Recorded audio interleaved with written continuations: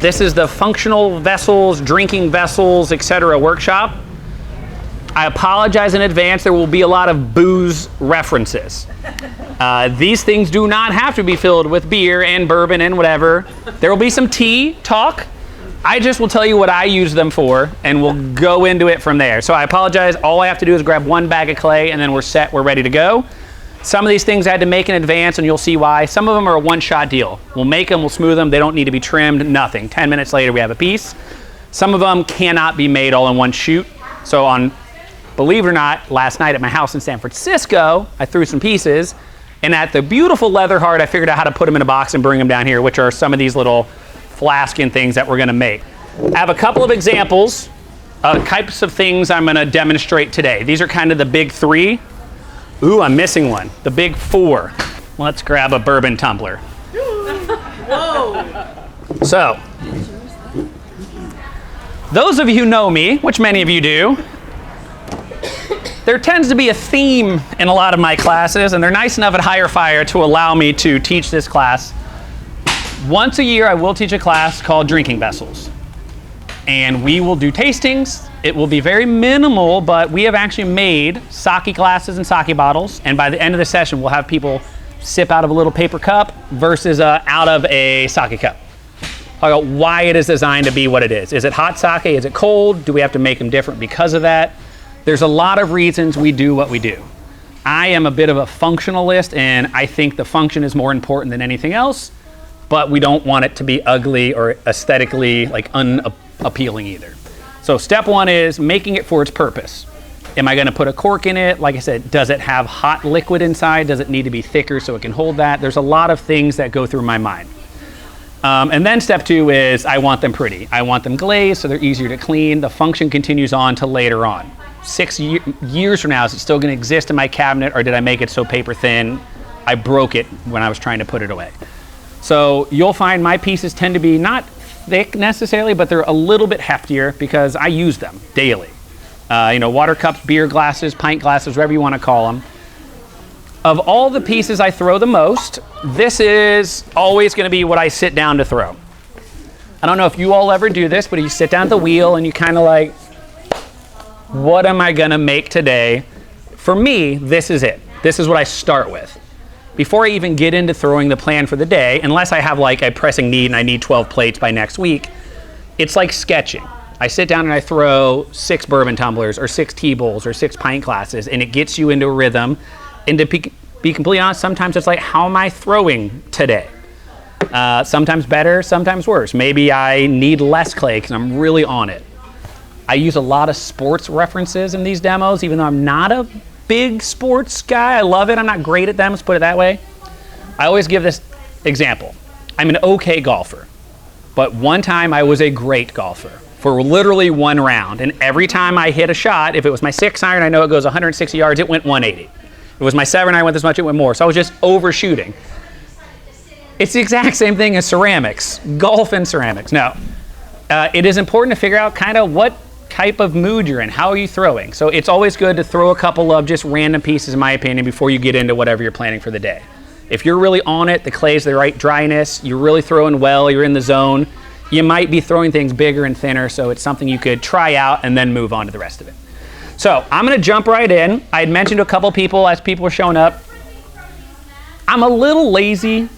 I don't like to trim if I don't have to. If there's a reason behind it, I will. Bowls and plates, I'll almost always trim because for function, there's a reason behind it.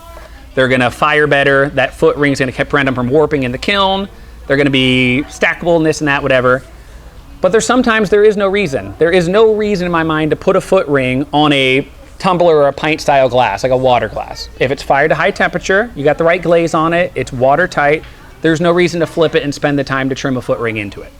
Sometimes same thing goes with teapots and other things. So I almost always, for aesthetic reasons, put a foot ring or trim a ring into the bottom of my little bourbon tumblers. I think they look nicer when they're sitting just all on its own. It lifts them up off the pot, and the way I shape them, I think it's nice to have. If that didn't have it, it's just kind of squatty.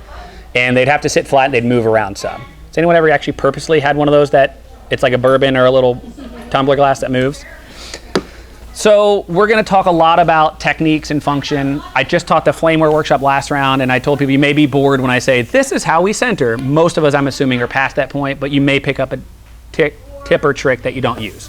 I'll also occasionally tell you I do it this way, but I don't recommend, like some things work for me that might not work for you. So I'm going to show you all these guys real quick, and then I'm going to put them away just to give you an idea of some of the plans for the day. There's two ways I make flask. One of the ways is I throw a bottle. And while it's still wet and damp, I squeeze it in, I push up the inside, I shape it into a flask shape. And to be clear, I'll grab one of these just to show you real quick. So here's the style of, this is a flask that I threw as a bottle. I didn't do anything else to it, I didn't trim it, I pushed the inside up, smoothed it out, squeezed it in. Whenever you squeeze it, it tends to mess with the rim a little bit, and I went back in and tweaked it. This is one that I threw the way I'm going to show you all today. I'll do a quick demo on both if I can. I prefer this. You can get much more shaping. I throw a hollow tube of clay. There is no floor, which means you can squeeze it, you can shape it, you can turn it into one of these hip style flasks that kind of bends. You can do straight up and down. And I like to, once again, for laziness reasons, but also because it's easier, I like to put texture and things into it while it's still right there on the wheel in a round little tube shape. So I think most of us are with me so far. If you're like, what the hell is he talking about? We'll get there in just a moment. So I'm going to put these back over, and I'm going to grab some clay, and I'm just going to start with our little tumbler. I also threw a couple of those just so I can show you all how to trim. So I'm going to, how many of you all were in my last workshop?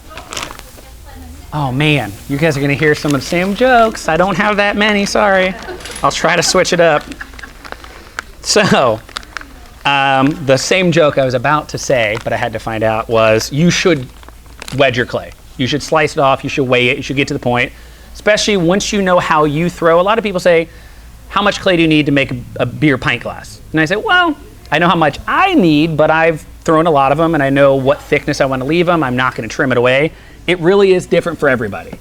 You leave it a little bit thicker, it will keep your beer colder longer. That's just standard scientific. The mass of the clay will hold the walls in, or hold the coldness inside of the liquid, versus a really paper thin one will start to dry out and warm up quicker. So I'm going to start with about a half a pound of clay only for a couple of these smaller little bourbon tumblers. I make 3 things, and I make them all the exact same way, depending on the amount of clay. That's the only thing that's different. I make something called a bourbon tumbler, which is like this little smaller guy here. It will fit one larger cube or sphere of ice very, very well, or it's great for drinking something neat. I will make one a little bit larger than that, and depending on the type of tea designed to drink out of it, I will call it a summer. It's hot outside, hot tea, you don't need a whole lot. It's going to be on the smaller side. And then I make something quite a bit larger, and there's everything I'm talking about. I have multiple pieces over here, mainly for demonstration purposes. They also have price tags on the bottom, just in case. But we call those winter tea bowls. It's cold. Most places in winter, you might want to drink more hot tea. It's something that's a little bit thicker. It's going to hold heat longer. So I'm going to show you all the bourbon tumbler, but you could take the exact same technique with a little bit more clay and make anything you would like out of it in terms of any of those 3 kind of tea bowls. So the moral of that story in the beginning was you should always wedge your clay. I'm going to do a lot of kind of do as I say, not as I do. I'm on camera and I always move a lot and it causes problems. I'm trying to stay right here. So I am going to do a quick wedge, and I'll give the same story. I apologize for those who took the last workshop. You should always wedge your clay, regardless of what you're doing. It's pugged, it's de-aired, it's vacuum sealed. All those things are great when it comes out of a giant clay machine, but it's pugged in a spiral. Sometimes we'll take clay, we'll slice a real thin slice of it, and if we bend it, you can see that spiral no matter what. So if you slice it down the side, long ways, you wouldn't get that issue. Or if you just very quickly give it a spiral on its own, it's kind of getting rid of the way it had pugged out. So I have people who take a slab, put it on the slab roller, slightly after it's just cut, and they roll it out, and that spiral turns into a bigger spiral, and they run into issues. So you don't always have to. I'm going to do enough work coning this up and down and compressing it that a smaller amount of clay would probably be fine. It's just in good habit. Clay also dries out in an interesting way. It'll be drier on the outside, moisture on the inside, so a quick wedge will get it more homogeneous to where it's the same dryness level. All right, so that's almost exactly 1 pound of clay, probably. I'm gonna do quite a bit less than that. So I do trim almost always these little, what I call bourbon tumblers, or these little tea bowls. So I am gonna leave a decent amount of clay in the bottom. These are probably the thing I've thrown the most in my lifetime. If I had a count of, plates versus this, because like I said, I get blocked, I sit down to throw, and this is what comes out. So with that being said, I'm sure I'll destroy this first one because I've thrown so many that I have to mess it up. So little bit of clay. If your bat is clean, that's great. And once again, I'm gonna tell you some things most of us probably already know. If it's wet, you might wanna dry it off some. I've noticed people, they kind of clean off their bat and they leave a lot of water and they throw it on there, and what that does, it just makes the clay want to slide around. It actually prefers a slightly dry surface, as long as it's not dirty or dusty. So I have 2 different sponges. This one's great, very soft and pliable and doesn't leave much marks. This is just kind of your standard sponge. Both of them have a little flameware residue in it. That's just tiny bits, not gonna hurt us. That's just extra flavor in our pot. So I'm gonna add just the littlest bit of water, and I always am gonna start with my pinkies and my palm at the very, very bottom. So what I'm gonna do is push down and actually compress the clay first before I lift it up and smooth it. Now this smaller amount of clay, you really should just be able to push in and down and call it a day. But I think same reason like wedging, it's good to let us squeeze, slightly cone up the clay. It doesn't need to come up this tall and be pushed down 9 times. I occasionally see videos of people doing it. It looks cool. It's not necessary with the smaller amount of clay. With bigger clay, sometimes I'll do that. It's almost like wedging on the wheel. It's just kind of aligning particles, making it a little easier. Normally, just so everyone knows, my water bucket sits right here, which means none of you all would be able to see. So this odd coming down and grabbing water thing is not normal, but I can deal with it. So what I do is I'm now got a little cone of clay, pretty centered. I'm just gonna lightly push it down. I'm never gonna touch the clay with just one hand. There's always gonna be another hand giving it a little bit of force or resistance also. So what's weird is this is backwards to what most people do. For my first push down, my right hand's on the outside, my left hand's on the top. Most people, left hand's what's pushing into the clay and the right hand's what's pushing down. I will always come in and do that at the end. So believe it or not, I graduated with college doing it what I consider to be backwards. And it wasn't until I started teaching in a studio, everyone's like, I don't know, man, could you try? And it took me about a month, but once I started doing it, I was like, oh, this is way easier. Like, how did I go this far without doing it? So once again, look centered. I'm gonna lightly push in, always one, last step, lightly push in, lightly push down. If you ever get in one of those weird funks where like, man, I know how to center clay, like, why is this taking me so long? Slow your wheel down just a little bit. Most people think you want this thing on max speed, and some speed is nice. It'll help kind of center the clay for you. You don't have to do so much work. But also any little mess up, the thing will start going crazy. So what I'll do is I'll slow it down closer to a medium to slow speed, especially for a small piece, and I'll just get it ready like that. So I want this to be slightly taller and slightly tapered because I don't need a whole lot of clay in this very bottom edge. If you can imagine this shape, it was kind of close to that, and then I trimmed away the extra clay. So step one, I need to leave some clay at the floor. And I'm talking about somewhere between 3/8 to a ½ inch because I'm gonna trim a decent amount away. It's gonna be one of those weird things where if I took this front piece, and I'm gonna keep pointing, guys, hope everyone realizes I'm pointing to the little bourbon cup. If I slice it in half with a saw, I am hoping that it is exactly even, top to bottom, left to right, foot ring and everything. The more even it is, the better it will survive the bisque and the firing process. So I use my thumb to open, and the hardest part for me is, even though I throw a lot of these, I'm also used to throwing things tall and thin that I don't need to trim. So I have to remind myself to stop. I've been doing this a long time. I still keep a needle tool around, especially when I'm just starting, and I figure out, how much, that's close, maybe a little thinner than I wanted to go, but I can deal with this. It's actually the outer edge where I'll trim away most of the clay. So a little bit of water. And what I'm gonna do is I'm gonna open, and same deal, a little odd for something, I'm gonna open my thumb, and I actually open to the side or away from me, where most people use their finger thumb and pull towards them. So especially with a smaller amount of clay, very slowly. And I don't wanna open up too much, but I want the base to be pretty close to where I'm gonna keep it. This is gonna be one of those things that the first 4 or 5 steps, like yep, up, down, yeah. And then it's the final one where it pops out, that's where you'll ruin your pot, or where you'll be like, oh, that's where it's a little different. You don't have to do it. You could just trim this shape out of the extra clay. This will make it just a little bit easier. So a little bit more water. I use a lot of water when I throw. I try to limit it, but I know at this point, too many years of doing it. So what I do is I throw fairly rapidly. And I don't mean the speed, but I grab a lot of clay and I lift it up and I try to do it in fewer pulls, so the thing doesn't get like soggy on me. So what I'm gonna do now is grab from the outside. I always do this demo, so I'll do it again in this class. If you were in the last one, you saw it too. Your right hand, if you're right-handed and the wheel spins the way it is, lifts up, makes cylinders, makes things tall. Your left hand pushes things out, shapes them, makes more bowl shapes, right? So technically, with nothing but our outside hand, we should be able to grab and a little bit at a time, slowly lift up the clay till it gets taller and thinner and taller and thinner. This is a purposeful demonstration just to remind everyone what does what. People who are newer at ceramics tend to get bowls whether they want them to or not. And there's two main ways to prevent that. Letting your outside hand, and I'm gonna keep saying my right, but if you got your wheel spinning the other way or if you're using your left, it's whatever your hand is on the outside clay, letting it do the work. Anything in terms of lifting or pulling or getting taller, the outside hand does it. I consider this like the backboard. When I usually do both hands, this finger just sits there as a place to feel as you're lifting upward. So now I can do that once, maybe twice. The third time things get a little squirrely, you need two hands.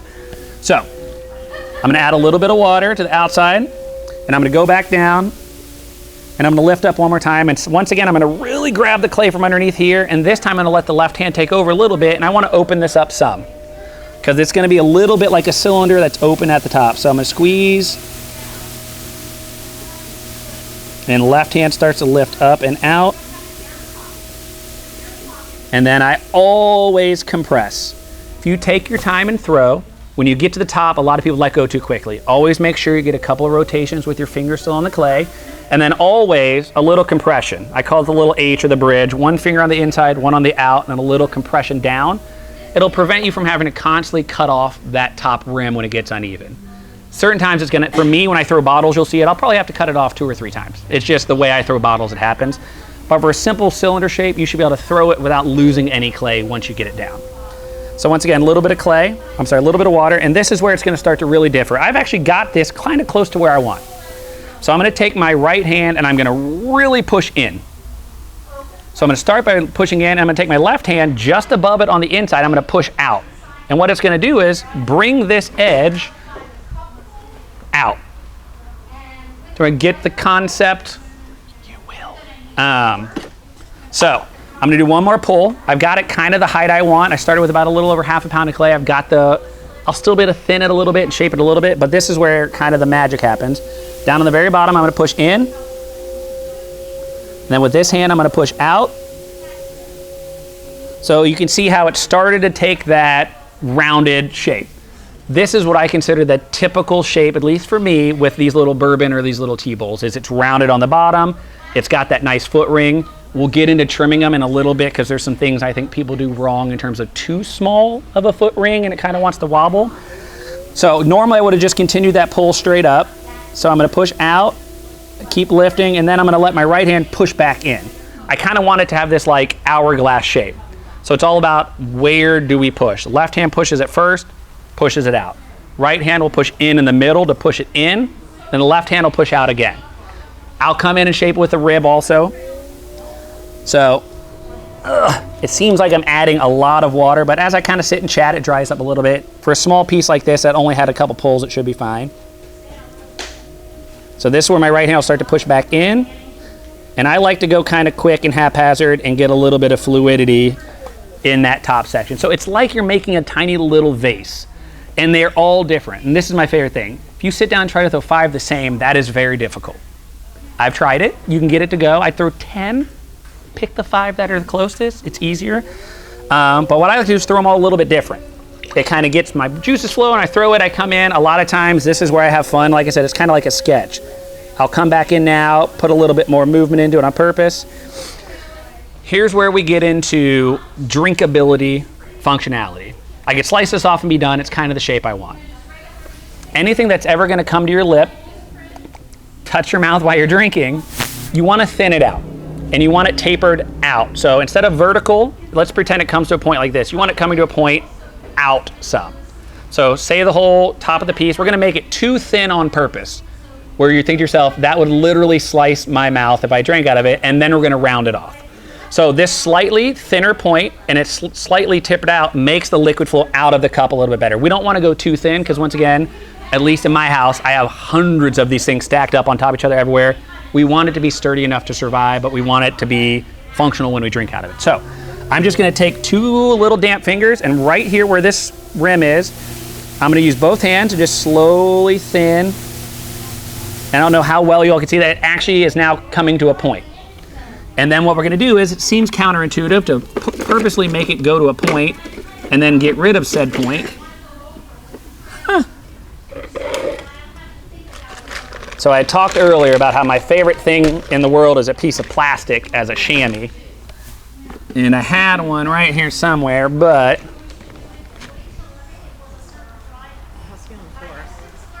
bear with me for just a moment. So this is a little thick for a piece of plastic, but it should still do the trick. Dry cleaner plastic, something thin. These clay bags are beefier, but if you were using like Laguna clay or something else or a little thinner, they'd be great. So it does the same idea as a chamois. It's a softer piece of plastic. I've talked about this last time, so once again, I apologize, but if you will lose this in your clay. It's gonna get clay colored, it's gonna stay on the edge of your bucket. It's gonna be on the edge of your bucket. So you wanna just keep it damp, and basically you just wanna wrap it around the edge. And you're gonna see, I'm gonna barely push, but you're gonna see how it really smooths and rounds that out. It'll actually become glossy. And once you have it tapered around the edge, you can actually bring it out, bring it in, you can mess with the edge of it to get it to where you want.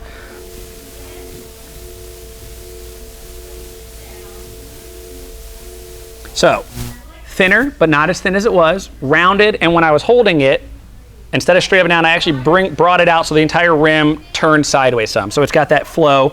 I'll slice this off and I'll set it aside so you all can kind of take a peek, but these are the little things, and when I teach class, I do the same as kind of finishing touches. Throw it real quick, and then spend 1 minute, spend 3 minutes throwing it, and then 3 minutes just doing all those little minute details that make it a nicer finished piece and make it more purposeful for its function. So speaking of purposeful for its function, I know I'm gonna trim away a decent amount of this clay. You have to be a little careful here because some of us wanna go in too far. I'm just gonna trim a little bit of this excess. It'll make it easier for my wire to slide underneath anyways, and it'll make it easier for me to trim later. So I'm gonna use the edge, and I'm gonna come, instead of coming all the way from the edge, I'm just gonna take the tiniest little bit off here. And like I said, I don't wanna go in because I need to have the opportunity to have at least a wide enough foot. If I take too much off, later on I might not be able to get the foot as wide as I would like. You're not gonna be able to see this well, I apologize. I have ruined a lot of pots trying to get rid of this ring of clay that is not even attached to the pot anymore and pointless to really take off right now, but I'm gonna do it anyways. You do it this way, it has no place for the clay to go. If you hold it horizontal, what'll happen is the clay will slide up the tool and it will stay nowhere near the pot. So I apologize, you're not gonna be able to see it well, but basically, I'm gonna stop the wheel. I'm gonna come in right at an angle where this is stopped, and I'm gonna slowly spin the wheel. And what's gonna happen is, once again, it's gonna slide up the tool. It will not stick back to the pot. Most of us have this now. This took longer for me to figure out than it should have. So maybe everyone's like, duh, but for me, this was an epiphany moment. So I spend a lot of time compressing the floor. I will, if I can get my hand down in there, still come in and use the bottom of this metal rib to just lightly push on the floor. Smaller pieces, I don't have a lot of cracking issues with them. It tends to be when you get wider bowls, wider plates, they're uneven thickness. This thing is light and even. I'm gonna trim a little clay off the bottom and that's it. So I think this one's okay. I've mentioned to a lot of people I have a hard time just letting a piece be even and normal. So I tend to come in and do something to it because I can't help myself. And then I'll come back in and get the top. So the key, in my opinion, if you're gonna do that, get a little bit of that movement, get a little bit of that something, but then re-smooth out the top, get the bottom going. So the whole thing moves sideways and it's obvious, it's kind of out of whack now, it's not something you're gonna be happy with. So I'm gonna take this, slice underneath of it, and then I'm gonna pick it up and set it to the side. So is there any, I'm gonna kind of stop after each one just to see if there's any questions, because this is really, I wish we had 25 wheels, we could all sit now, I say you try it, because this is something when you try it, I hadn't made these for a little while. I kind of wasn't doing clay for a bit, and then I was teaching a class and I lost 3 of them in a row, and I was pushing out too hard. It wants to sink. I mean, it's very counterintuitive to put all this weight right here where this is the foot. It wants to sink down and collapse on you. So you have to leave it the right thickness. If you look at the bottom of mine, and I'll show you in a little bit, there's no indents either. What I found is when people first start doing, they push in with this hand and out with this one, and they end up with like this hard edge or this little, like if you took a silver dollar and push it down to the bottom of your pot, you end up with these like spots that aren't as smooth and even. And you want smooth and even. when we get into the slightly larger tea bowls, if we have time to make pretty much this, we'll talk about if you're using, so when you like matcha, like dry tea'd powder, I would actually come and do this exact same thing, but I would purposely leave an indent about the size of a quarter and about the depth of a quarter in the bottom. So when you mix up all your tea and you let it settle, it gives a place where hopefully it settles in there a little bit, because there's always going to be a little bit of residue left. You don't want to drink that. It's like picture coffee grounds in the bottom. So there are some rules here and there to that sort of thing. So I'm going to carefully pick this up, and I will set it aside. Thrown quick, decent amount of water, but something that small, you should always be able to pick up. And if you're not used to that, it's definitely worth practicing. So they make all those little bat systems, and I love them, but mainly just for storage. I can keep 10 things all together stuck to the bat. I actually brought those down here on these little bat systems. It's nice just to be able to use one bat. This one fits perfect. It's not wobbling on me. I don't want to take it off and put a new one down and have a piece that's this small stuck to a giant bat. So if you're not great at taking those off, I like the 2-finger method where you just go underneath and lift, or I'll really just lift with the bottom of my hand. Does anyone have issues with the lifting off of smaller pots? A little bit.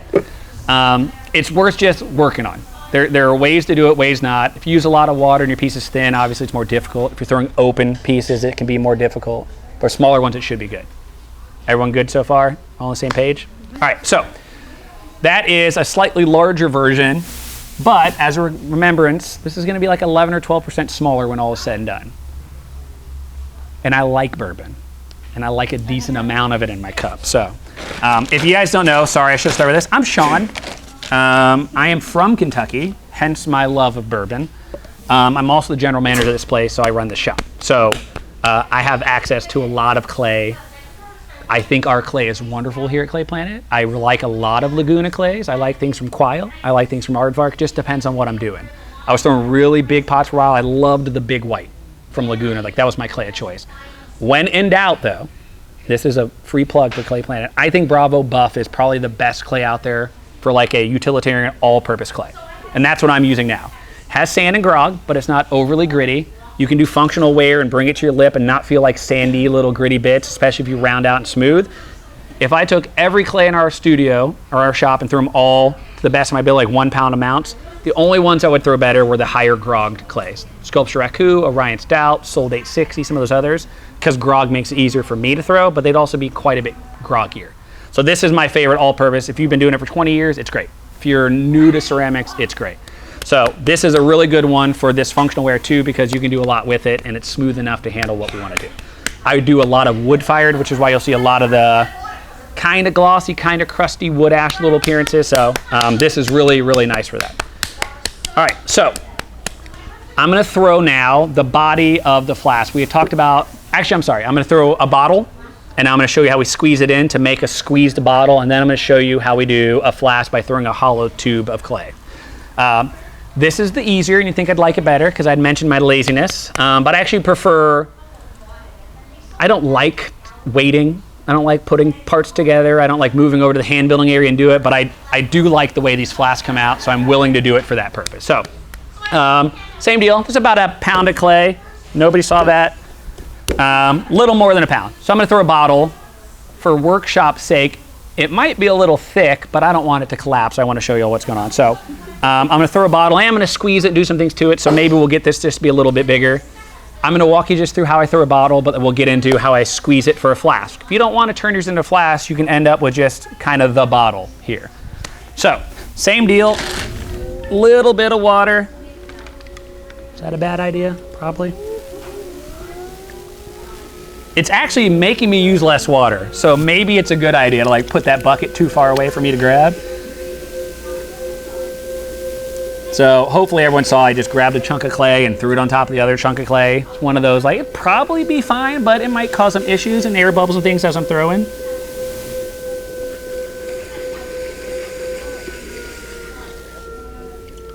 All right, so once again, I coned up, coned down. When I start getting into bigger amounts of clay, that's always my technique, especially if I'm throwing on a bat. Tends to be if I just put a lot of weight from one side, no matter how good it is, the bat starts to wobble a little bit and it's very annoying.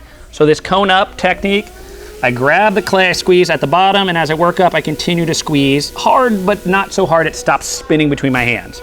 And then, like I said, it's a little backwards, but I push down with my left hand and I kind of support it on the right side. And I really, hopefully everyone can see my arms are extremely locked in. I'm sitting very close to the wheel. This gives me as much strength as I can. And then if I'm careful and I let go slowly, it's pretty much centered from that. If it's ever got a tiny wobble, I will always revert to my standard left hand pushes forward. If you're not using this part of your thumb, I think it'll make your life much easier, because right now I'm only touching the side of the clay. When I move in, it's kind of, I'm not a scientist or doctor, but I'm gonna call this the thumb meat, the meaty part. Push this lightly forward, and you can see I'm actually centering the entire piece of clay except this very top little nub. So your left hand locked in to my hip, all my weight's pushing forward, and then the right hand just lightly pushes down, and then the key is slowly letting go. So no matter how out of whack the thing gets, my left hand will come in, lightly push forward until it no longer wobbles, then my right hand will come in and slowly push down, and then we'll slowly let go. If it's still got a tiny bit of movement, repeat, repeat, repeat. So left hand pushes forward, slow down the wheel speed a little if you're having some issues, and then we'll just smooth out the edge. So I'm not going to trim this bottle, which means I can leave the floor thinner. It is important to start thinking about before you even move on to, I mean, technically, I knew what I was making, so I left the thickness, but if I knew I wanted to make something wider, I might have centered this out wider. If I knew I wanted something tall and narrow, I might have kept it a little bit taller and narrow on the wheel. So I'm gonna open up my thumb, and this one I am gonna go down a little bit further. I'll leave the floor maybe 1/4 of an inch or so. I'm gonna squeeze it in, and that clay and the floor is gonna have to go somewhere, and I'm gonna force it to kind of go up into the body a little bit, and hopefully you'll see that. So I'm not gonna do a needle tool this time. I'm just gonna hope that I guessed fairly accurately. And this one I'm gonna open up, but I don't wanna open up too much. If I keep opening and opening and opening, I'm gonna start with a very wide cylindrical shape, and I actually want this to be fairly narrow, and then if I could puff it out, I can. I'm kind of a high shoulder bottle shaped guy, so you can go straight vertical, you could narrow it in, but I tend to have the widest part of my bottle be up towards like the shoulder of it. For the most part. We'll see what happens on this one. So once again, sitting very close to the wheel, my right hand's gonna do all the work. I love to throw with a sponge, and a lot of people when I say that think I mean I like putting the whole sponge. The whole thing's in my hand. I'm using the tiniest little bit of this sponge between my finger and the wall of the clay. It stays moist. I can feel it easier with my hand on the inside. It's gonna lift up. So medium speed, I'm gonna grab, be pretty aggressive down here on the bottom, and once again, my right hand is doing most of the work. When I get to the top, I'm gonna ease up, and I know myself, and if I have issues with bottles at all, it is collaring in the clay at the neck and having it get too thin. So I'm gonna leave it a little thicker, not a lot, but a little bit, because what I'm gonna do is just throw a cylinder, then I'm gonna collar in the top to make the neck in the bottle kind of mouth. And if it's too thin, you're gonna end up with those wrinkles and it not wanting to do what you want it to do. So water is your enemy here as well. So like I said, I'm gonna use a lot, but I'm gonna throw it pretty quickly. So once again, I got kind of weird long fingers, so I try to get them as far down as possible. So I wanna go all the way back down to the bottom and really grab that clay. And this time I'm gonna let my left hand grab clay also. So they're both actually picking up almost equally, and that's how I grab as much clay as I can all at one pull. And here I'll ease up slightly and let go. So I actually squeezed the same strength all the way to about there, and then I eased up a little bit because I don't want the top to get too thin. I've actually had classes where I had them do like a pitcher or a bottle shape with 3 pounds of clay, and I've had them do it with 2 pounds, and they end up being about the same, or 4 pounds and 3 pounds. Tends to be they're like really trying to grab and get the rest of it up, and there's just kind of a amount of clay we're all comfortable with. I think just about everyone here probably grab 1, 2, or 3 pounds of clay, you probably rock it. Once you get to 4, 5, 6, things might get a little bit more hectic. So I'm gonna do one last pull. What I'm looking at right now is I'm looking down on the bottom and I'm seeing it taper in. And I'm looking at the bottom on the outside, I'm seeing it taper out, which means the most clay still is in this very bottom inch, and that's where it always is. People get nervous to do this, but you could check your thickness like you do the floor right in the side. So I'm gonna purposely come in right here at the bottom where it goes. Oop, a little too low. So, I don't know if y'all can see, it's about as thick as my finger. So, you know, 3/4 of an inch still on the floor, which is a good amount. If I get to the height I like and I'm okay with it, I might just carve that clay away, but I have some clay down there still to work with is the point of this, so I'll lift it up. That little hole will just disappear, hopefully, when we start throwing. So, I'm gonna get my hand down in there one more time. Don't be scared if it distorts the rim a little bit. It has to if your hand's a little bit larger. So I'm gonna go all the way down to the bottom, and this is really where, once again, my left and right hand are gonna grab evenly.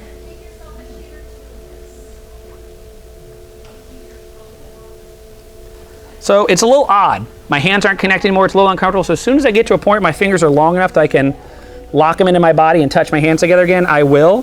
And then it'll be smooth sailing from here up.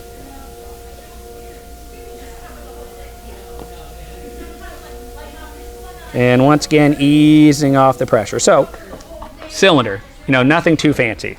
I am going to get rid of a little bit of this excess clay down here on the bottom now, because I want to be able to take my metal rib all the way down to the very bottom of the bat where the clay and the bat meet.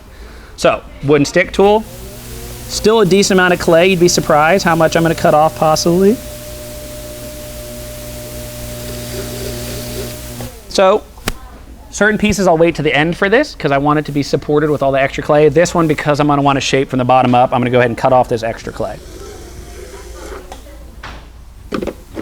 So, most of the shaping I'll do with my hands. I love a metal rib. I mentioned in the last class, if you have nothing but this tool, although I do love a sponge also, little $1.99 metal rib. Like, I don't think I'll throw a pot. I don't think I touched the last pot with it, but I usually do. This is like my go-to tool. So, all right, same deal, little bit of water.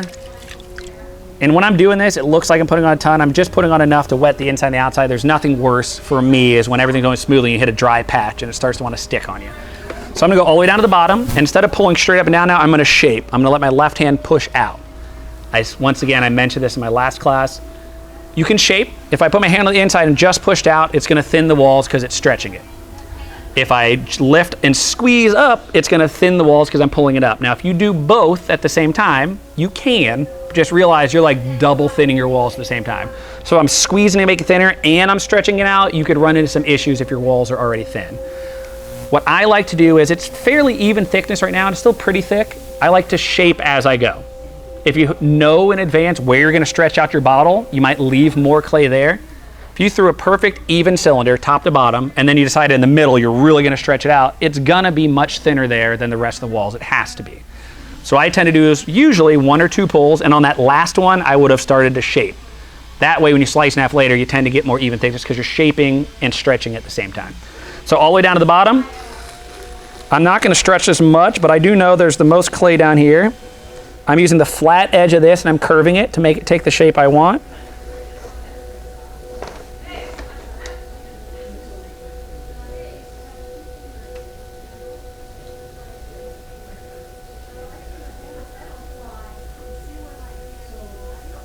So it tends to, everything's a vase.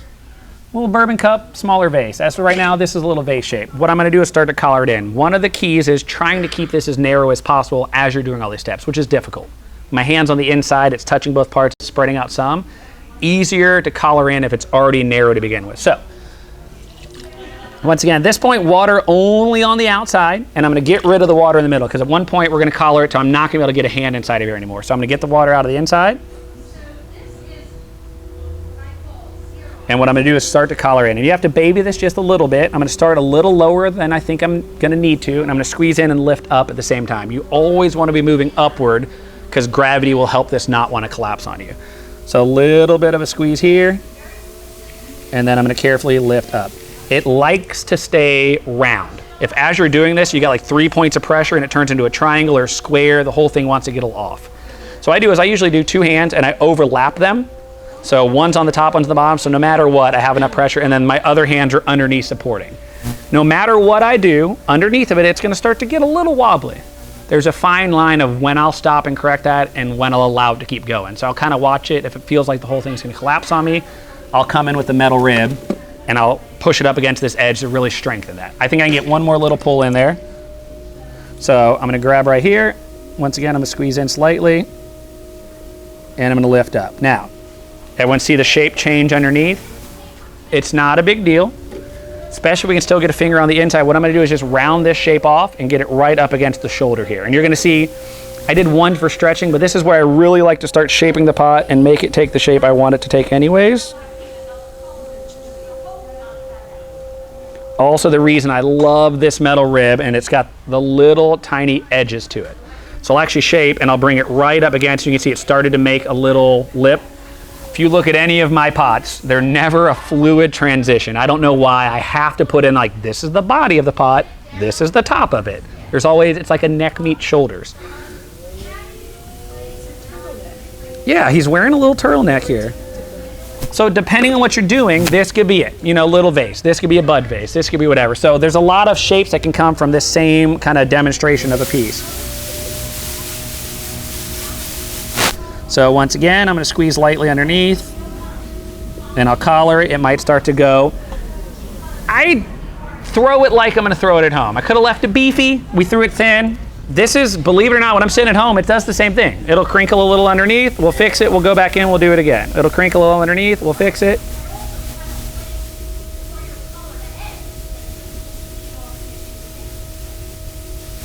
So I also like to use the rib for throwing. Push it up against the right side, and I'll smooth out a little bit of clay. So, I had mentioned when I throw bottles, any little wobble, even if you can't see them, when you collar up or collar in, it tends to make it more aggressive or it moves it to the middle. So, can you all see now the little dip in one side? It happens to me regularly. Now, if I'm going to collar in 2 or 3 more times, I could let it slide, but it's going to drive me insane. I try to let it go for as long as I can, but I'm going to cut it off now anyway. Sometimes I win the fight and it doesn't bother me and I just cut it off once. Other times I got to cut it a few times. So for whatever reason, super thin in one area, thick in the other, and that's just from when I was collaring it. I didn't collar it even, or it was a little off to begin with, even though it seemed even. So, little bit of water. Does anyone know Shin? Teacher of our Sunnyvale Senior Center, Russ. He's got this claw technique that I cannot master. I try and I'm usually a guy try and try to get it. This one I try once. I'm like, nope, not for me. I don't know how to do it. He'll just grab this and pull it in, and it's just magic. So, and probably better. So I'm going to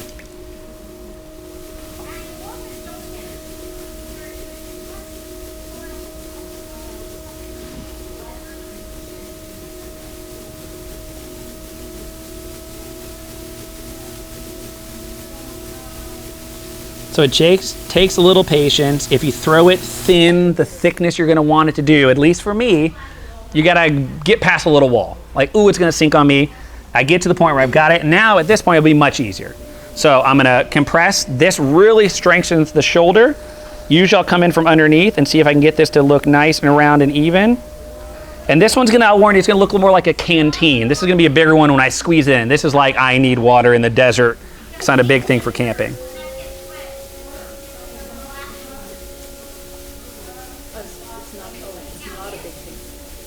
What's that? It's not a big thing. No, this one will be. So you'll see the difference.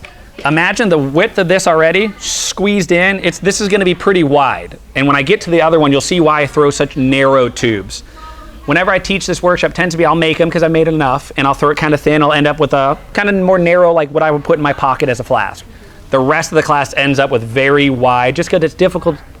You've not seen it before. So even when I squeeze this thing in, it's going to get quite a bit larger. So I'm going to do one more little quick pull on this thing. And we'll just kind of leave it at that for now.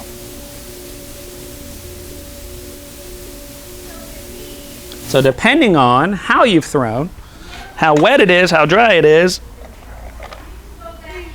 I almost got it. Always good to have a torch nearby. I am a big fan. I like them much better than hair dryers, much better than heat guns. Now, if I do this too much on the seam right there, like I said, if there's any issue, for me, it's where the top of this, the bottle hits kind of the lid hits the neck or the mouthpiece. It's just no matter what I said, I'm trying to leave clay thicker there, but every time I collar it in, it gets a little thinner. Probably had it a little thinner there at the top. Oh, just quicker. Now you gotta be careful. This is another reason I like clays with extra sand, extra grog. It's hard to like destroy them. So I could torch this to where it's like I could put it in the kiln in 20 minutes. I'm not trying to get to that. I'm just trying to thicken it a little bit. So when I give it this squeeze in, it's not gonna all collapse on me. So it doesn't need much. That's probably enough. Usually you'll see a little steam coming off the piece, and that means, all right, we're doing okay. Make sure to turn it off. Click it a few times to get rid of that gas and get one last little flame. So what I'm going to do is I'm going to go ahead and slice underneath of it, because if I don't slice it, the thing's not going to move, right? I had mentioned if I wanted to put some sort of texture in the piece, now's a great time. So I'm going to show you a quick little, what I call the wiggle demo. I'm going to go gingerly, because obviously the thing's a little thin at the top. I'm going to use the very little nose of this. I'm just going to wiggle up and down the side of the pot. Takes a while to kind of get it done nice, but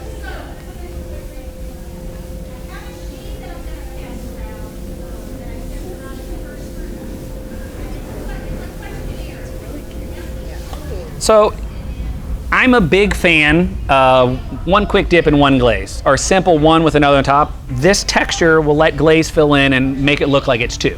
Thicker versus thinner. So now I could have waited for it to dry and come in, and I don't know if I've ever in my life held a piece in my hand and carved it. I don't have that patience. I'm amazed with those who do. But that took 7 seconds. You know, it's something you could just... What did you use? Was that a wooden? This is the tip of a wooden rib. Now, no matter what, it's going to be thicker down here at the bottom. It's just the way I throw, the way most people throw. So I can be a little bit more aggressive. And I eased up a little bit here towards the top. So it just gives them, now I could have really moved up and down. I could have pushed in and got more undulations. This is just textural on the outside. Didn't adjust or do anything to the pot.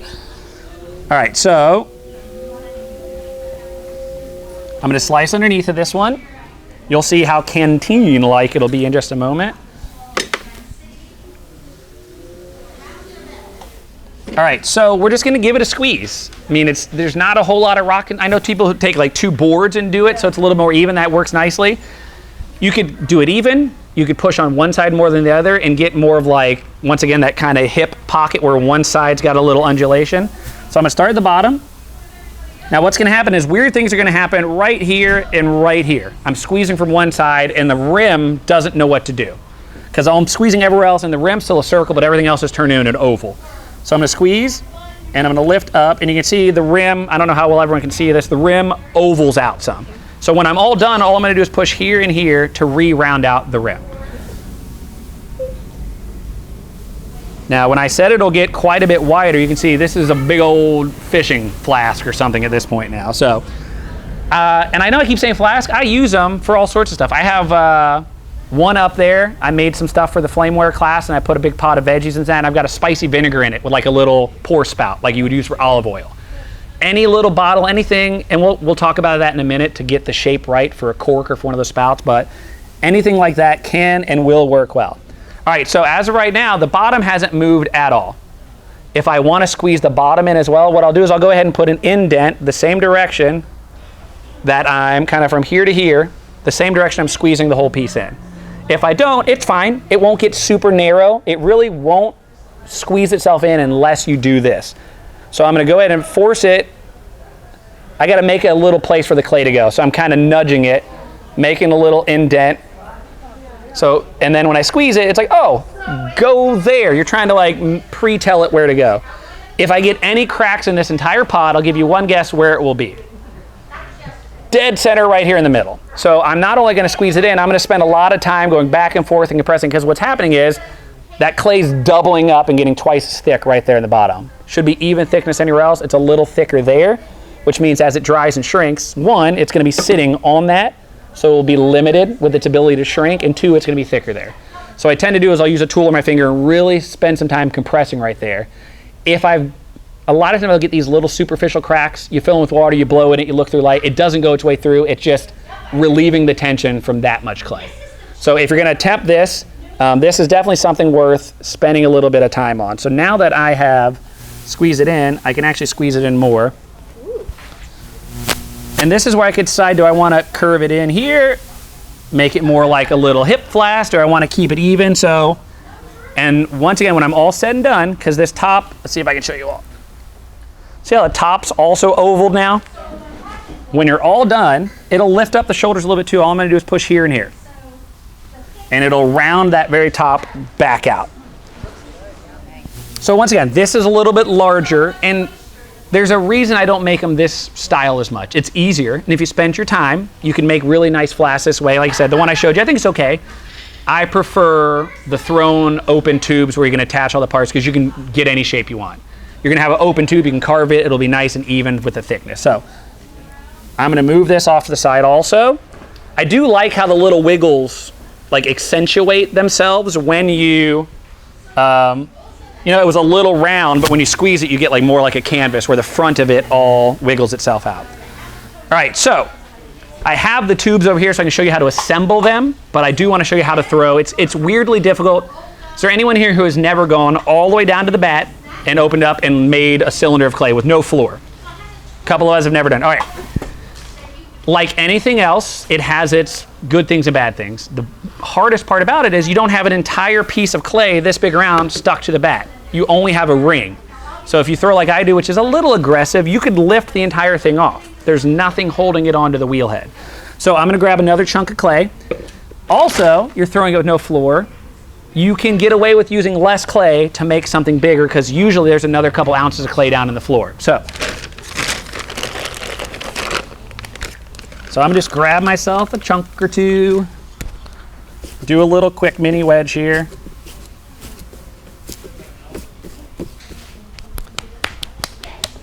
So believe it or not, this would probably make me a cylinder about that tall because once again, there is no floor. And these don't need to be super thick. I'm not usually keeping something ice cold inside of them. I'm not keeping something boiling hot inside of them. It tends to be you're drinking something room temperature or you're using it for olive oil. Thickness is really there for thermal absorption, keeping things hot or cold, and for like long-term durability. These shapes, it's not the body that'll break, it's the rim that you'll hit accidentally or something else. So they can be fairly thin and suit their purpose. So I am gonna go ahead and just use this amount for workshop, once again, duties. I'll leave it a little thicker.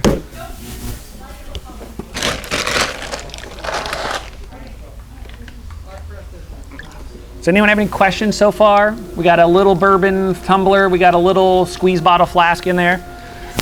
All right, so I'm gonna start same way I do with anything else. I'm going to center a piece of clay, and I really wanna make sure this is well stuck down. I will spend a little bit more time from the above, because once again, when I open this up, I'm going all the way to the bat and pulling out, and only a ring of clay will be holding this onto the wheel head.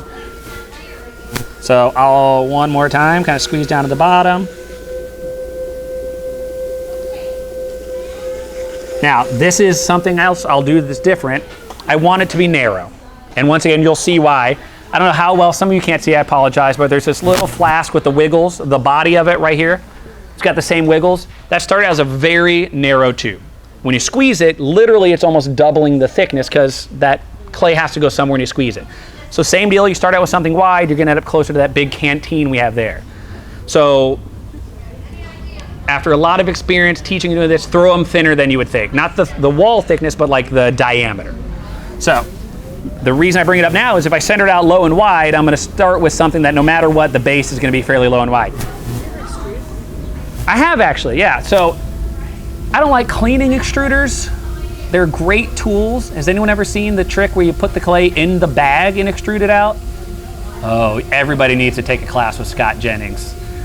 You leave the top open and the bottom open, but you have your big bullet of clay that's gonna go in your extruder, and you wrap the outside in plastic. So when you extrude it, all the clay comes out, but it scoots its way down in the bag, and if all goes well, you open it up and there's zero clay inside of the shaft. It's only on the plunger and on the bottom. That was a game changer. I was like, maybe I will hand build if that's like I make a big enough mess throwing.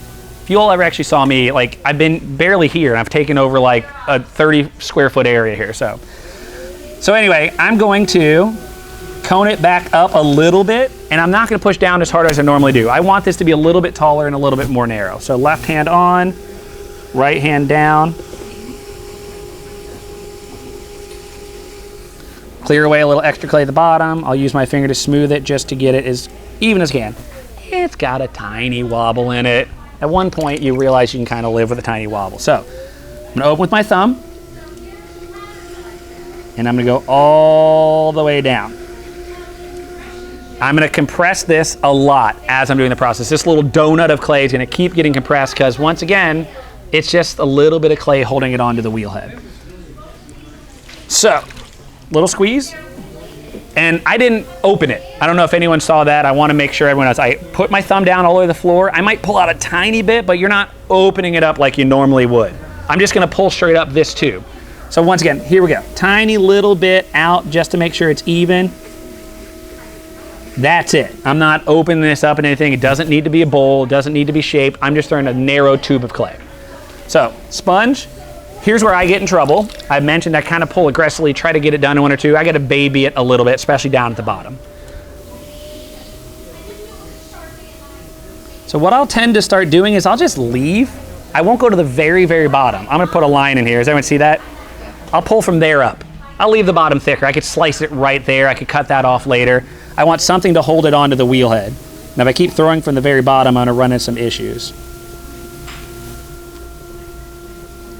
And hopefully everyone's seeing almost every pull. I'll pull up and I always compress down. It seems a little crazy, like I went up 3 inches and I lost an inch by pushing it. That'll help prevent me, once again, from cutting off the top, help it stay even. If you get real thin and tall, you gotta baby it a little bit when you do that.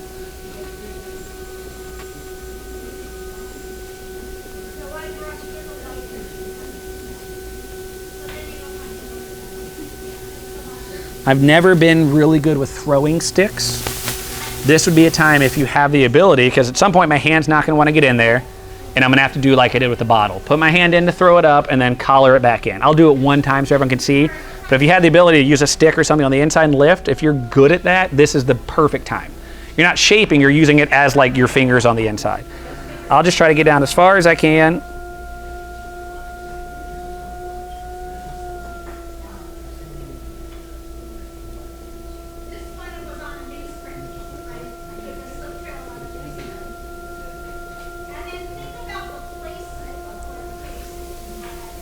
What I'm going for here is, once again, even thickness. I know for a fact this bottom inch or so is going to be thicker. When it stiffens up enough, and I'll show you all on my Ooh La La, I keep using the TV Food Network or cooking, and so I have one here. I'll show you on the one that's already partially done. I just use a knife or needle tool to carve out a little clay from the inside. So this is another one of those times I'm stuck in a rut. I won't do the wiggles, but we could add a little texture to your piece now if you want. If you just want smooth and even, you can. I really do like the metal rib for just about everything. So I'll just use the little edge of this.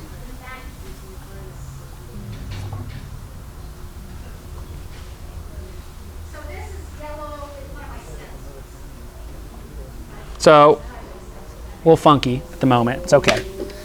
So I'm going to try to now not touch the outside and just see if I can smooth it back out with that. So I like texture. I like something different. At some point, everyone can throw an even tube of clay. Everyone can make a flask. I like texture. I like glaze. I like doing things different. So it then becomes my style. That's my piece. So I know I have extra clay on the bottom. I no longer need it to spend all this time holding it onto the wheel. It'll just be more for me to cut off later. So I'll go ahead and slice off the extra clay.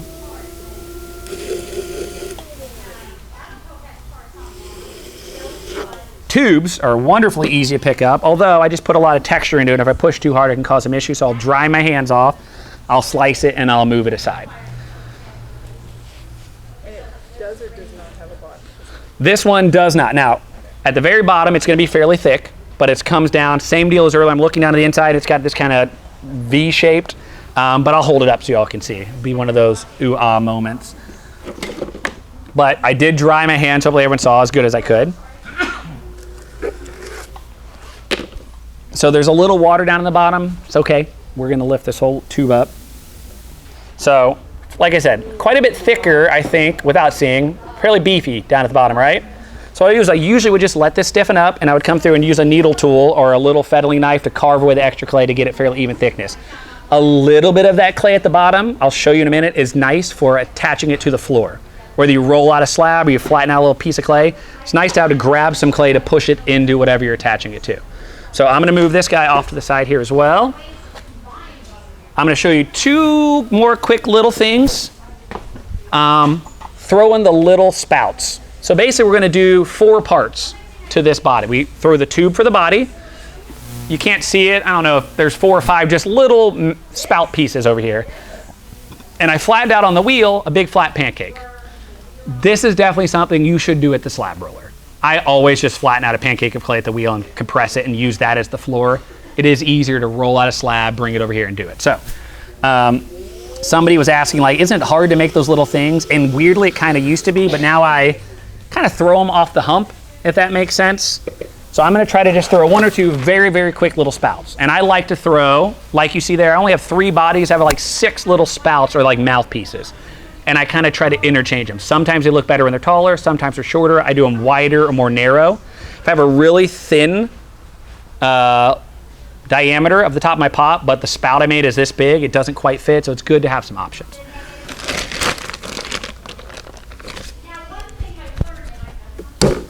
All right, so,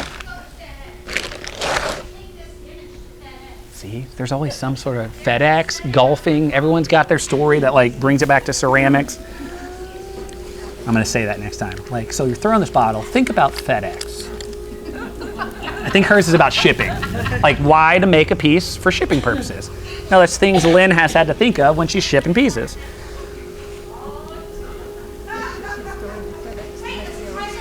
Yeah, maybe it has nothing to do with ceramics at all. Nothing with shipping. All right, I'm gonna purposely show you guys something. All right, crazy out of whack.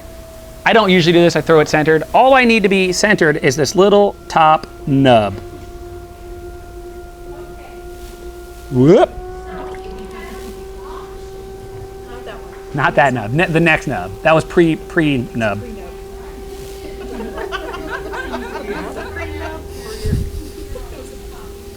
All right, see, very out of whack, right? It doesn't matter. Has anyone thrown off the hump? Big mound of clay and they only use just the top little bit. They throw little bowls and cups and they slice them off. For throwing smaller things, in my opinion, there's nothing better. Nobody wants to take a golf ball of clay and center and wedge and open, slice off, move, and do it over and over and over again. The only problem you tend to have is more S cracks in the bottom of whatever you're throwing because you can't compress as well because you're compressing it to something underneath that moves with it. This isn't gonna matter. I'm just gonna throw a hollow tube, thumb right down in the middle, open it up, open it out a little bit, and I'm gonna throw a tube. And I'm just gonna slice it off wherever I deem it to be worthy. And there's a trick to slicing it off also.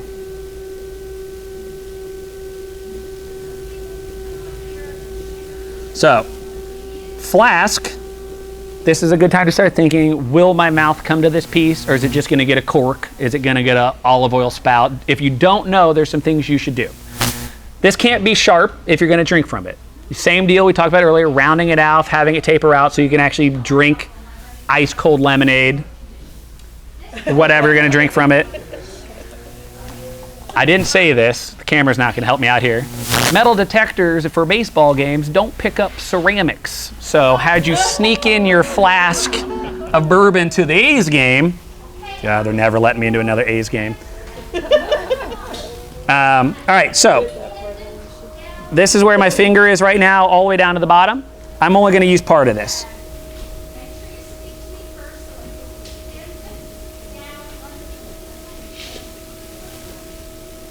So here's two things to think about. When you buy a cork, almost anywhere, it's tapered, somewhere between a 30 to 45 degree angle. If you throw your spigot or your mouthpiece vertical, the cork's not gonna fit quite right. So what we always wanna do is take a finger on the inside and lean it so the thing leans out some.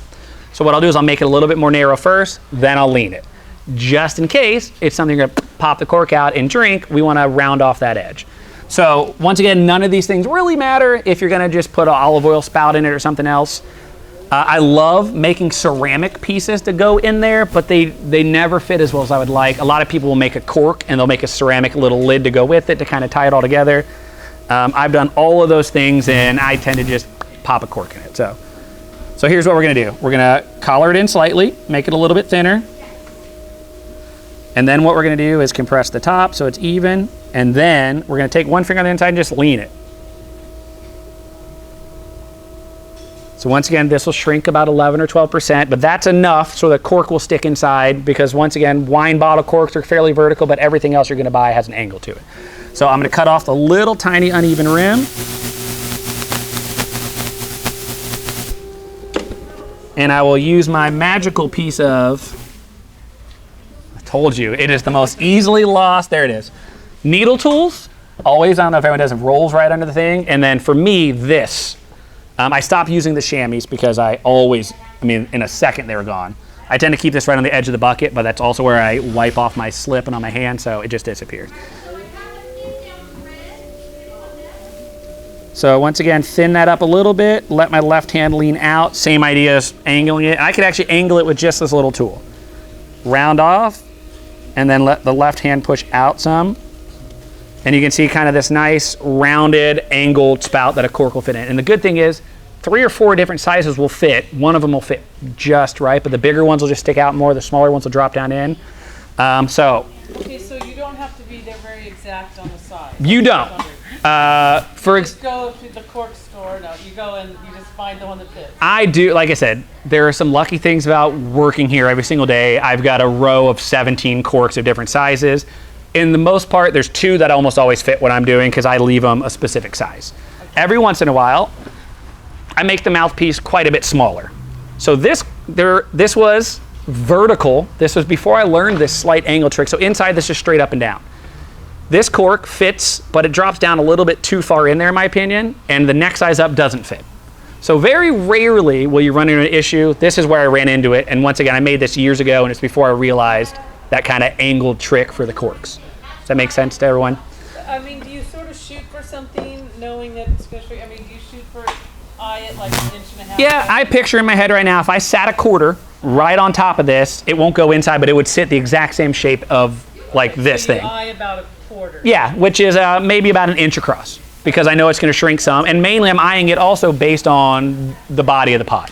If I was throwing a real big one, I would do quite a bit larger of a mouthpiece. So, all right, here's the trick. Usually I'd have a little board right beside me, but I'm not going to need it. All I do is take a finger, carefully slice right underneath. It might alter it some. It's okay. We put it down on the board and we squeeze it back out. So if I wanted to do another one, we got the clay right here. We smooth it all out. We slice right underneath. We lift it. We slide it off. So we can go through and rock a bunch of those. I didn't mention, but if I'm really in the zone and I want to make a bunch of flasks this style, I'll throw real tall, thin cylinders, as narrow as I can, and I'll let them stiffen up some, and I'll slice them, and I'll get multiple out of the same cylinder. It worked well for a while, but I find it's just as easy for me to just make multiple. So, everyone feeling good? We're doing all right at the moment? All right. I'm going to bring some of these things over, and I'm going to show you how we join some of these things. Because basically, I have a body. I want to put a floor. I want to put a top, is the best way to put it, and then I'm going to cut a hole in that top and I'm going to attach the spout. Hopefully that all makes sense. I flattened out a pancake of clay earlier, just on the wheel, like if I was going to make a plate. This is definitely something, like I said, you could do at the slab roller, roll out a nice even slab of clay, not too thin, not too thick, probably 1/4 inch, but there's not an exact thickness. I made this at home on Friday or so, and I let it stiffen up. Same deal, you can see it's a little thicker on the bottom. I'm gonna need to cut some of that clay out of there. I can get multiple pieces of clay out of what I'm doing right now. So what I'll do is I'll slice underneath it, and I'll slice off sections, and I'll just use the sections I want. It'll get a little squirrely. Once again, this is not something you have to sit and do at the wheel, but I like to do everything at the wheel. I'm gonna grab a couple of these little spouts to it. I'm just gonna bring this whole thing over beside me. So just like I just threw 2 or 3 of those, I just sat and made them different sizes. A little bit taller, a little bit shorter, a little bit wider, because one of them will aesthetically look better than the others. So here's how I do this. Sorry, you always do that? You prepare different ones and then you just try... I do. So if I'm going to sit down and throw multiples, even if I just said, hey, I'm going to do 1 flask, I would probably throw 3 little spouts. If I'm going to do teapots, even though I think my lids are fitting perfect, I might do 2 or 3. I was selling this to my last class. When I do lidded jars, I can make the jars as different as I want, but I try to make the diameter of the lid about the same, because then I can throw 5 or 6 lids all the same and a little off, and you can kind of interchange them. So the jar could be very big, but it'll come to the same shape. It could be vertical. Now, you can't always do that. You want something big and wide, it needs a bigger lid. But I just try to think ahead. Am I going to want to throw 13 different shapes or all these different things? And the answer is no. If it's more work for me, usually the answer is no. So I'm going to take this and try to slice underneath carefully.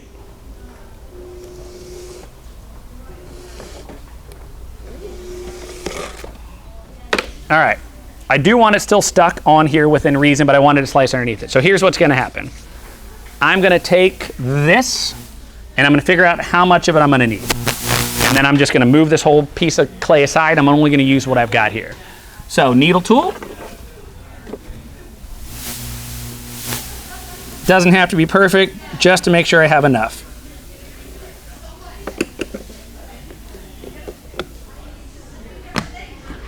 So, Waka Waka. No? Pac-Man? Anybody? So I'm going to set this aside for just a moment. I know I'm going to use it in a second. I'm going to go ahead and clear off this clay.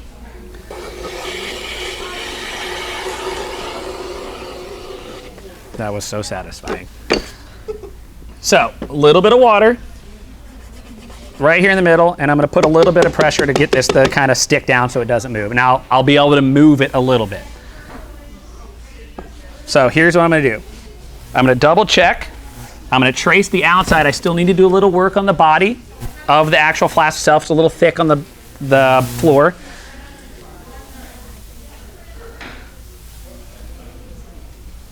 So certain wheels turn a little easier than others when they're not on. Shimpos are great. They're like a banding wheel. You can turn them either direction. They're great. If you're going to sit and do things at the wheel, they're great. This one moves enough for me back and forth that I can work with it. So here's what I'm going to do. Clear out some of this clay, especially on the inside. I'm just going to kind of eyeball it. So I've sliced off some on this side. So everyone see I just pulled a little away. I'm now going to flip it, do the same thing. Do be careful. You know, you don't want to spend all this time. 3 days ago, you threw them, let them dry, get to the point, and then you accidentally carve away too much. So pretty good, right? This thing's fairly light. It's only going to lighten up as it dries and gets fired. So I'm going to put it back on here, and I'm going to go ahead and just cut this out completely.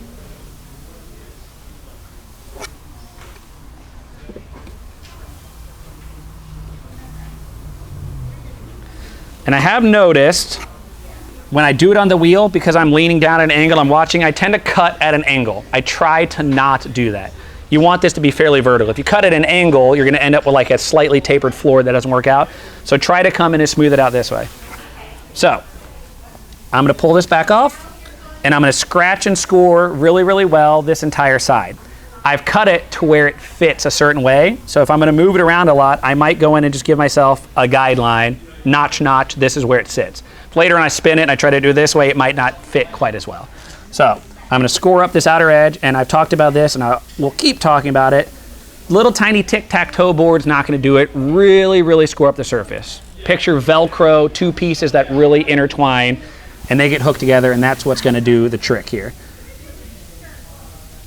If you have one of the little scoring tools, that's great. If I'm just going to do one or two pieces, the needle tool works really, really well for me.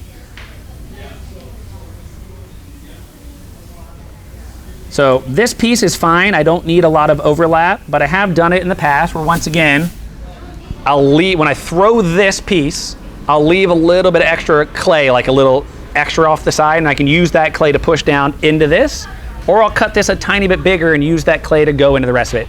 This is going to go on well. This is still fairly moldable. This one's nice and soft. Like adding a handle or a lid, anything else, this one I got thrown a couple days ago. This is more fresh. Once I get them together, I want to spritz them and wrap them in plastic, let them dry under plastic with that water at least a day so they can get to the same moisture content. Then I'll just take them out and let them dry naturally, or else you'll run into issues with these things popping off. All right, bottom.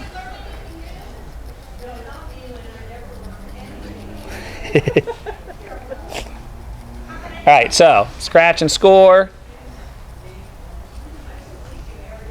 This is where I should have jokes or some sort of dialogue plan when it's kind of this like, sorry, I got to score for a minute. How's your kids? How's your day? Are you excited for school to start back up? Yeah. Talk about how satisfying it is to scratch your bottom. It is nice to give your bottom a good scratch, so. All right, so the good news about this is usually I've been throwing for a little bit. I've got a little bit of slip. Water works just as well. I used to have a buddy. He'd talk about, here's how we add our handle. And he'd lick the clay and stick it on, and it would never fall off. So I think people use too much. Magic water with vinegar, with sodium silicate, with paper clay, with sludge, and all these things, but it has nothing to do with all that. It might help join. It's all about dryness levels. It's all about uneven shrinkage based on the thickness of the piece you're adding and the thickness of the original piece. So just a little bit of slip, just a little bit of water, whatever you got. I am an over slipper and an over scorer. So what I'll do is I'll score up the surface, I'll add slip, then I'll go back in and score it again, usually. For your all's benefit, I won't do that. I've done it for years with handles or anything else. I just put all this time and energy, and then I teach like team building exercises, and somebody from Facebook who's never touched clay before in their life just quats it on there, and I could like do this with their handle after it comes out of the kiln. I'm like, I think I'm putting too much effort into it. Hello. 15 minutes. What? 15 minutes. I didn't even get to the, ooh, where's my notch? 2:45.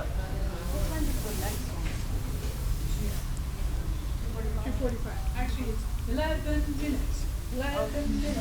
What? All right, we're gonna get there. I feel like I was gonna do other things, but this is the gist of it. I gotta throw a pint glass real quick. All right.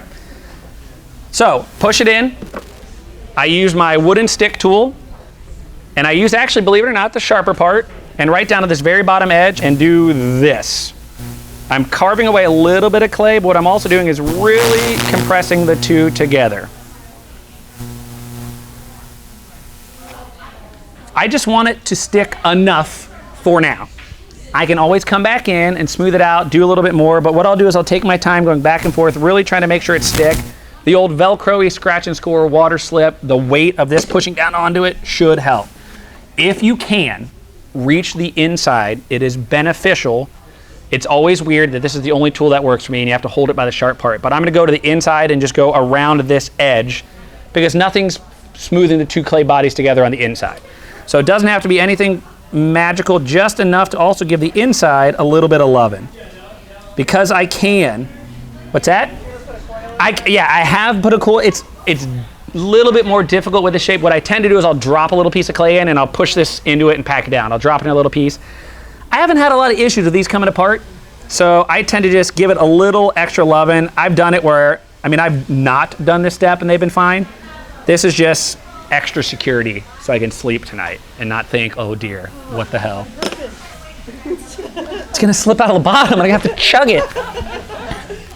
All right, so slice, a little rotatey around to smooth out these edges. It's something I can definitely do later, right? Surprise, surprise, we're low on time. I'm gonna do this very, very quick. They might not stay together in the long run, but for your all's benefit.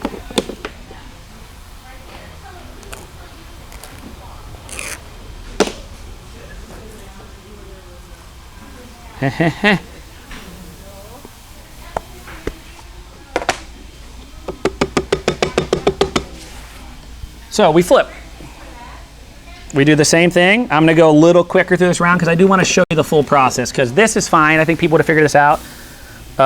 Adding the mouthpiece is kind of fun and you can get a little weird on it. It doesn't have to be added in the middle. You can put it on the outside, kind of like I did this very front right flask.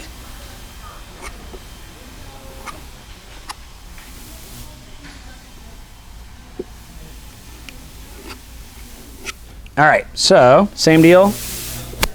Little line, I can get rid of it, but just so I can remember what's what. We're gonna fake it here a little bit, pretend I really scratched and scored up that surface really well. Same deal here. At this point, it's up to you. What's the top, what's the bottom? A lot of times I'll look at them, I'm like, oh, I actually kind of like that the opposite way around. Like it's a little thicker at the top, it feels better. In general, because it's thicker at the bottom, it tends to be better to keep it the way it is. There's more weight there, it won't get wobbly when you kind of smack it around. So let's just pretend we spent a lot of time.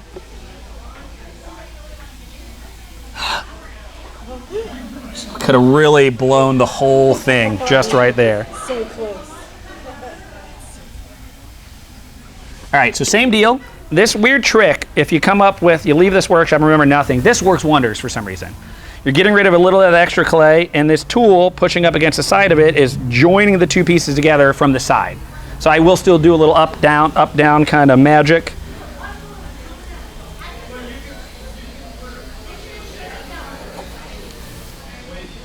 Slice underneath of it.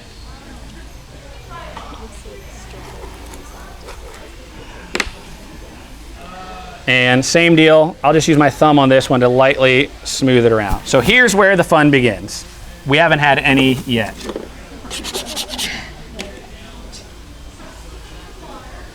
So, I rarely put the little spout in the middle. It's easier probably. This is gonna be spinning oddly out of control and I have to get it to where the hole is where I want it. So here's what I'm gonna do. I'm gonna put the hole on one side. So I'm gonna spend some time, carefully try to push that to get it to fix, and I'm gonna test. So, not quite. I want it a little bit more that way. Get rid of my last one.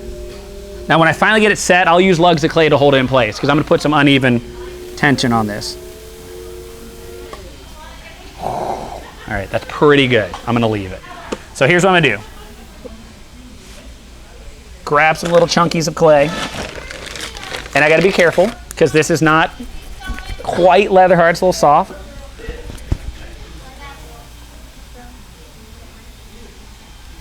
I'm gonna go a couple minutes over. Don't tell anybody. We can run interference for you.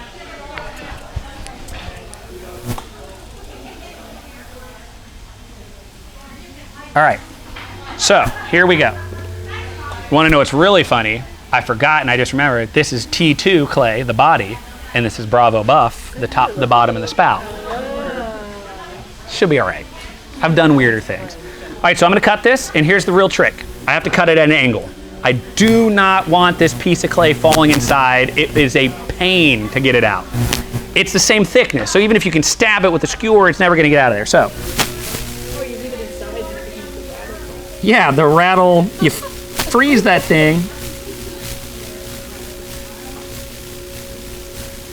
So once I cut through one side, I can tell. Then it becomes a baby gift. Yeah. With the rattling. Start with milk and work your way up, and when you're 21. All right, so cut an angle right when you cut through one side, then you can come in and you can get this to where you want it. Pay attention to this thing spinning around. You will hit it with your elbow or your wrist bone or whatever. So we only need this to be open enough to fill with liquid and to have liquid come out of it. So little bottle of flask, whatever. So I've got spouts. I know how to use them. All right, so we're gonna do by round of applause, or just everyone tell me what they think.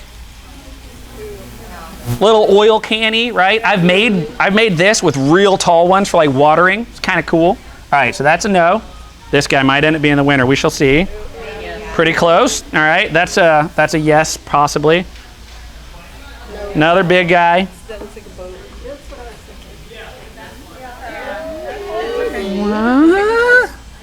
Should do way more interaction like this moving forward. No. Big old beefer. All right, that would have gone on one of these guys. Yeah, it's like the opposite of it. All right, one last. Ready? Little guy? Probably it. Little guy. All right. So, surprise, surprise, slip and score. Now, it was important. I eyeballed it, but I knew the amount I had cut all these. You got to make sure the clay part lines up to the outside of this. And this fits.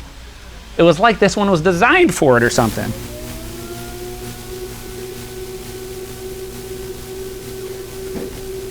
All right, slip and score.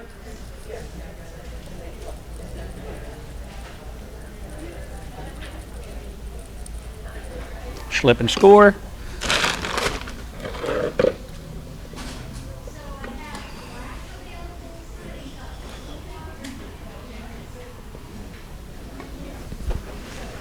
Who's got the time? We ended 3 minutes ago or so. 5 more minutes? Oh, 20 seconds? What? All right, so this is fairly wet clay.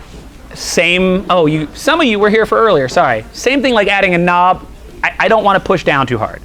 I want to push just enough to help get this to stick. And this is one of those times the inside is more important than the outside. I can come in right now with the inside and use this tool between the part that I just made and the flat part, and, thank you, and smooth out the two. So I can get the inside smoothed out quite a bit easier than I'll get the outside. This is a wonderful time for coil, and I do almost always put a coil of clay here.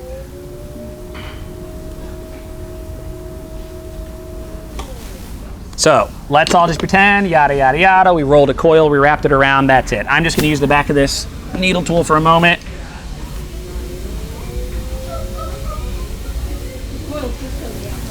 Just for the outside, right here around the edge. I'll push the coil and I'll smooth it. I do want to spend some time making sure something gets into this little edge.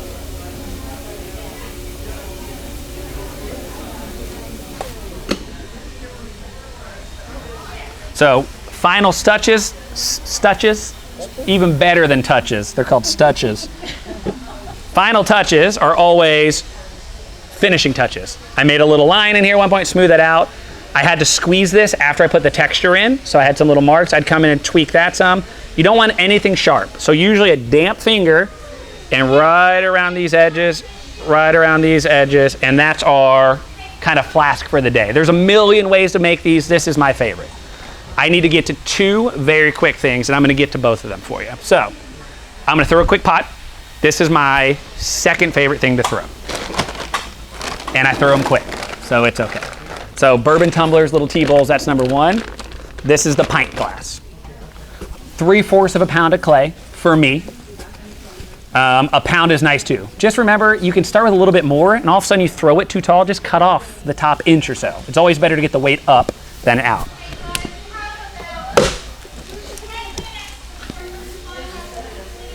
All right, so. And you guys don't even have to clean, so we're fine. You're just trying to run to the next one to get front row spots. I see what's going on here. Who's next here? Kurt, awesome. All right, so cone up, cone down. This is a cylinder. It will not be a beautiful, elaborate, amazing demo, but I will show you one trick. That one trick will be how to not trim it, but make it look trimmed. I've had this thing for so damn long. Does everyone see the very bottom edge? So it's all thrown, carved most of the way down, then stopped, smoothed out, that's it. I'm a huge fan, especially if I know I got a show coming up. I'm gonna do something at the brewery. I'm gonna throw 50 tumblers. I personally do not have the time to dry them, flip them, trim them, smooth them. This, and it's all thrown out of one piece of clay, even thickness. You don't even have to let them dry slowly. You just put them in the kiln room, as long as you're using clay with a little grog. All right, so. I am gonna cone it down. Once again, not too wide. I want the base, picture in your head, kind of that Pilsner-y, beer glassy shape. They can be any size you want, or any shape, but this is a shape I go to. Now once again, because I'm not gonna trim it, the floor thickness is important. I want the floor thickness and the wall thickness to be the same from top to bottom. So I went down, I probably have about 1/4 of an inch or so, a little less on the floor. So same deal, I'm gonna open it, but not much, because when I want a tall, narrow cylinder, I don't open it up much. If I open it up real wide, I'm gonna end up with a bowl or something wider. So, a little bit more water, and I'm gonna be fairly aggressive, and I'm gonna slow the wheel speed down a little bit. And hopefully everyone sees when I pull, my piece is always volcano. They're always tapered in, and that's purposeful. I want this to be vertical or tapered in until I decide otherwise. And at the end, I will open it up some. And I'm doing that by just using my right hand more. So that's pull one. Pull one was all outside hand. Pull two, inside and outside working together. Still fairly aggressive, but not crazy. And pull three is just to get the little last bit of clay out from the bottom of the pot. So 2, 5 inches or so. Depending on bottled beer versus canned, when I'm done, it should perfectly take 1 bottle o' beer, whatever that is. 16 ounces, 12 ounces, whatever that is. I know I call it a pint. Beer cans are 12. Are bottles the same? Maybe they're the same. All right. It'll take a bigger bottle if you wanted it to.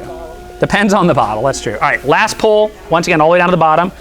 I gotta put my whole hand in there this time, and I'm grabbing the last clay from the very bottom edge.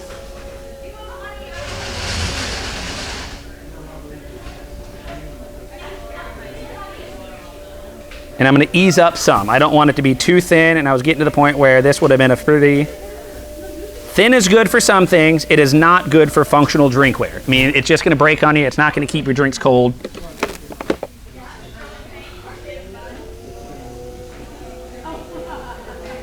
So anything that has any sort of rounded shape will always get touched by the metal rib because it can bend. Anything vertical will always come in with a wooden rib. So it'll look okay when I'm throwing it, but by the time I'm done with the rib, it'll really kind of pass the test. So I like the shape. I'm gonna widen it a tiny bit at the top. I'm gonna go ahead and do the trick at the bottom, which is carve away some clay, but leave some down there. So I'm gonna start carving down. It all wants to flatten out, and instead of flattening all the way, I'll go ahead and just slice off some of that and leave the rest. So it almost looks like a cup and saucer, like a planter, a coaster.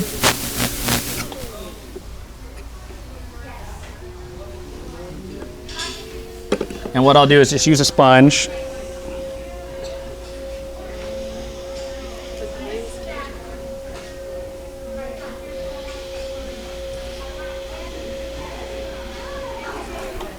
And I'll square it off one last time.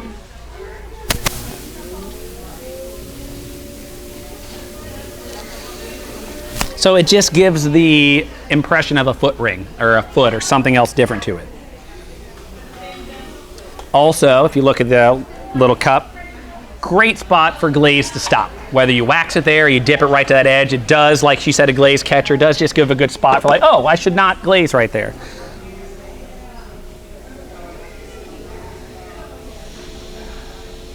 All right, so one last little pull, and then smoothing out the top rim.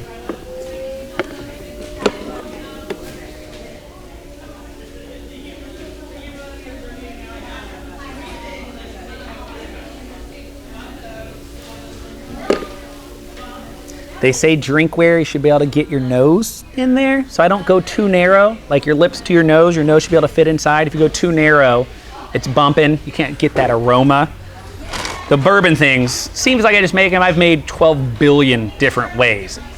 Tasted every time to really figure out which one gives you the best bouquet and nose and aroma and let you figure it all out. They've spent millions on bourbon glassware. There's 2 new ones out there like winning all these awards for like being able to pick up the subtleties of tobacco and cherry and leather and all that stuff. So, figured. That's the shape of the new. Kind of. It doesn't have the foot, and it tends to just, it's rounded on the whole bottom. Picture that without the foot ring, it's kind of close. Whoop. All right, so you probably see it on that one, so I'm gonna do the same here. Just a little edge, little dribble catcher, whatever you wanna call it. So last step, as like anything else, pull up to a point, use your left hand to push out more than your right. And then use our, surprise, surprise, missing. Yes, thank you. It's a real problem, folks. Is that like a lip guide on that, so you know where your lips go with the thread? Sure. For the fourth, yeah, for beer. Yeah. That's bourbon. That one's beer. For him, it's bourbon. Oh, to me, it's bourbon. I do make an in-between. Cup like this, a little taller, great for like small cocktails. Negronis, Boulevardiers, a little like old-fashions. So I have one. I'll show you guys in a second. All right, I'm assuming we're pretty much done on time. What time is it? Are we there? 37. Oh, I'm over. Oh, all right. So here's the only thing we didn't get to. If you ever had a workshop with me, there's something we're not going to get to. Just trimming. Basically, if you can imagine, all I'm going to do is trim out a foot ring in the middle, and I'm going to trim down some of this. Now, if you spend the time and carve the clay off beforehand and get it ready, there's not a lot of trimming to be done. So I'm just going to take a little bit of clay out of the middle, and I'm going to smooth out. I have 1 or 2 of these that are trimmed already. I'll flip upside down so you can see. That's the only thing we didn't get to. I made the bottle, but then I turned it into the squishy flask. I was going to attempt a bottle with some slippy stuff on the outside. That's for a rainy day. So that's it, everybody. That's drinking vessels.